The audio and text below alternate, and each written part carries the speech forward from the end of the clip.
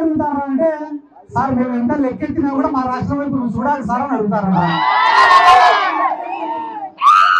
ఎంత దారుణంగా మాట్లాడుతున్నారు అంటే జగన్మోహన్ రెడ్డి మాటలు ఏంటారు మోడీ మా మాట ఇక్కడ నరేంద్ర అవుతాయి కదా.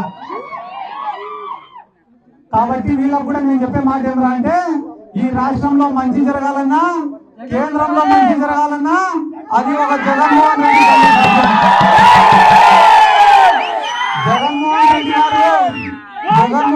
గారు ముఖ్యమంత్రిగా ఉన్నప్పుడు సొసైటీల ద్వారా ఐకేపీ సెంటర్ల ద్వారా మార్కెట్ యార్డ్ల ద్వారా కొన్ని వందలు లక్షల లారీల సరుకులు కొన్నారన్న మొక్కజొన్న. ఆ రోజు అందరూ కొట్లాడేటోళ్ళు అన్నా మా ఊర్లో పులికోసలు లేవు, మా ఊర్లో గోడ సంచులు లేవు, అన్నా మా ఊరికి లారీలు రాలే చెప్పండి అన్న అంటే రాత్రి కూడా మేలుకొని కూడా మేము గోడ సంచులు పంపించేటోళ్ళము, పులికోసలు పంపించేటోళ్ళము, లారీలను పంపించేటోళ్ళం. ఆ రోజు తెలుగుదేశం వాళ్ళు వచ్చి చెప్పినారు మేము అధికారంలోకి వస్తే మీకన్నా బాగా చేస్తాం, ఇట్లా మమ్మల్ని ఎవరు కూడా గోడ సంచులు కావాలా పులికోసలు కావాలని అడగరు, ఎవరు అడగకుండా చేస్తాం మేము అన్నారు. నేను ఆశ్చర్యపోయినా ఒరే అడగకుండా ఎట్లా చేస్తారా ఇల్లు అని. అసలు కొనుగోలు కేంద్రమే పెట్టకుండా ఇంకా అడిగేటోడు కొనేటోడు. కాబట్టి ఇప్పుడు కొనుగోలు కేంద్రం పెట్టేటోడు లేడు, మొక్కజొన్న కొనేటోడు కూడా లేడు.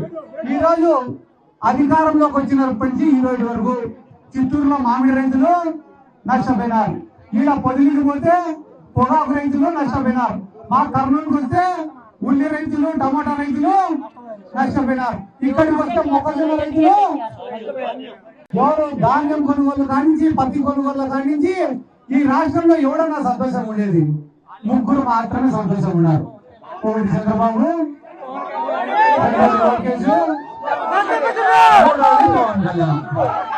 వీళ్ళు తప్ప ఈ రాష్ట్రంలో ఏ ఒక్కడు కూడా సంతోషంగా లేరు. నేను కూడా చెప్తానన్నా వీళ్ళు ఎన్నో మాటలు పెట్టి ఈ రోజు అమాయకులైన కార్యకర్తల పైన కేసులు పెట్టి ఇటువంటి వాళ్ళపైన దాడులు చేస్తున్నారు. ఏమన్నా మాట్లాడితే మీ వైఎస్ఆర్ కాంగ్రెస్ పార్టీ వాళ్ళు పెట్టలేదా కేసులు అంటున్నారు. మా జగన్ సార్ కొట్టిన ప్రతి ఒక్కరు దానే.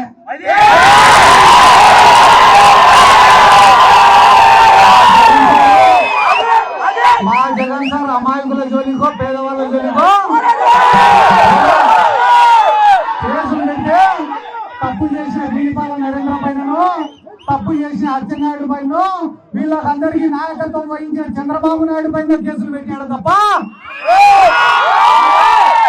అమాయకుల పైన పేదవాళ్ళ పైన. నేను కూడా అడిగిన ఆ రోజు జనాలను అందరినీ చేతులు పెట్టి మొక్కి అడిగిన ఓట్లు అడిగేటప్పుడు అమ్మా ఇన్ని పథకాలు ఇచ్చినాడు జగన్మోహన్ రెడ్డి, మీరు నాన్న ఇటువంటి నాయకుడిని పోగొట్టుకుంటే రేపొచ్చే చంద్రబాబు నాయుడు మీకు వండి చేసి చూపించడం తప్ప ఈ రోజు ఎవరైనా పోయి చంద్రబాబు నాయుడు సార్ ఎందుకు సార్ మనం పనులు ఏం చేయడం లేని అడిగితే ఒరే అన్ని పనులు చేసే జగన్కే ఓటు వేయలేరా ఇల్లు, ఇంకా మనం చేసినా కూడా వీళ్ళు మనకి వేయరు. కాబట్టి ఈ 5 సంవత్సరాలు సన్నం దేరి అంటే సన్నం దేరి, మట్టి అంటే మట్టి, గ్రావెల్ అంటే గ్రావెల్, దొరికిన కాడికి ఎత్తరా. 5 ఏళ్ళు అయిపోయినాక ఏ బెంగళూరు ఏ చెన్నైయో ఏ హైదరాబాద్ లోనూ పోయి కొత్తగా వ్యాపారం పెట్టుకుందాం మళ్ళా 5 ఏళ్ళు కొట్టామని తెలుగుదేశం పార్టీ వాళ్ళు అనుకుంటున్నారు. కాబట్టి నేను మిమ్మల్ని అందరినీ కోరుకునేది ఒకటే, వైఎస్ఆర్ కాంగ్రెస్ పార్టీకి ఎందుకు అండగా నిలబడాలా. రైతులకు ఇన్పుట్ సబ్సిడీలు ఇచ్చినా, గ్రామానికి ఒక రైతు భరోసా కేంద్రం ఏర్పాటు చేసినా, రైతులకు క్రాప్ ఇన్సూరెన్స్ చేసినా అది కేవలం ఒక జగన్మోహన్ రెడ్డికే సాధ్యం. పొలాలకు రైతులకు నీళ్లు ఇవ్వాలన్నా, పండిన పంటలకు రేటు రావాలన్నా, రైతు సంతోషంగా ఉండాలన్నా, వ్యవసాయం అనేది ఒక పండగలా ఉండాలన్నా జగన్మోహన్ రెడ్డి ముఖ్యమంత్రి కావాలా. ఎందుకంటే వీళ్ళకు రాజకీయ స్వార్థం తప్ప ఏమీ కూడా లేదు. నిన్న కూడా అందరు విన్నారన్నా, అందరు విన్నారు చంద్రబాబు నాయుడిని సార్ మనం ఏం చేయకుండా ఎట్ట గెలుస్తాం సార్ అంటే రేపు మనం ముగ్గురం కలిసి ఉంటే సార్ గెలుస్తామంట. ఆడగా కలిసి ఉంటే పంట పడడానికి కాపురం కాలేదు. రాజకీయం మంచి చేస్తేనే ప్రజలకు మేలు జరిగితేనే గెలిపిస్తారు. కాబట్టి జగన్మోహన్ రెడ్డి గారు చేసిన మంచి ప్రతి గ్రామంలో కూడా కనిపిస్తా ఉంది. కాబట్టి వాళ్ళు చేసిన తప్పుడు ప్రచారాలను నమ్మకుండా అన్న అంబటి మురళీకృష్ణ అన్న చాలా గొప్పగా పోరాడుతున్నారన్న ఇక్కడ ఉన్నటువంటి రైతుల కోసం వైఎస్ఆర్ కాంగ్రెస్ పార్టీ కార్యకర్తల కోసం మీలాంటి వాళ్ళకు మేమందరం కూడా అండగా ఖచ్చితంగా ఉంటామని